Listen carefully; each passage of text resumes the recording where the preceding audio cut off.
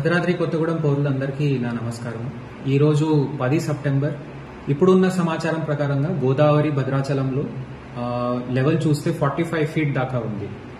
43 feet మన first warning level కాబట్టి already అది దాటింది. సో అందరూ గోదావరి పరివాహక ప్రాంతంలో ఉన్న జనాలకి నా విజ్ఞప్తి, మీరు దయచేసి బయట వెళ్ళడం, పొలాల్లో వెళ్ళడం, వాగు దగ్గరికి వెళ్ళడం అట్లాంటివి ఎటువంటి ప్రయత్నాలు చేయకూడదు.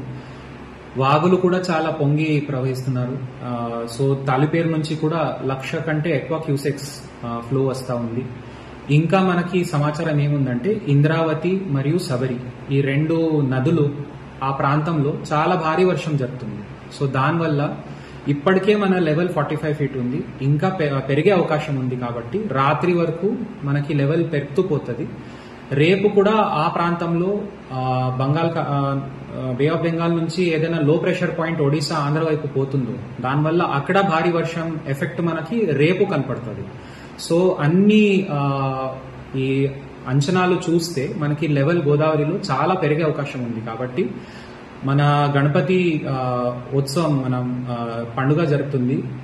ఈ మధ్యలో గోదావరి నది దగ్గర మనకి గణపతి బాప్పాకి అర్చన చేయడానికి ఏదైనా ప్రయత్నాలు చేస్తే జనాలకి ప్రమాదం ఉంటుంది.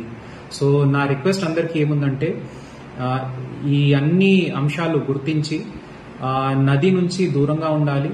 నది ప్రాంతంలో ఉన్న ఊరందరికీ అనౌన్స్మెంట్ ఈరోజు మేము చేస్తా ఉన్నాము. దయచేసి ఎవరు కూడా ప్రమాదకర సిచ్యువేషన్ లో స్టక్ అవ్వద్దు అని నా అన్ని ప్రయత్నాలు మా యంత్రాంగం చేస్తుంది. మీరు కూడా అందరూ సహకరించాలని నా విజ్ఞప్తి.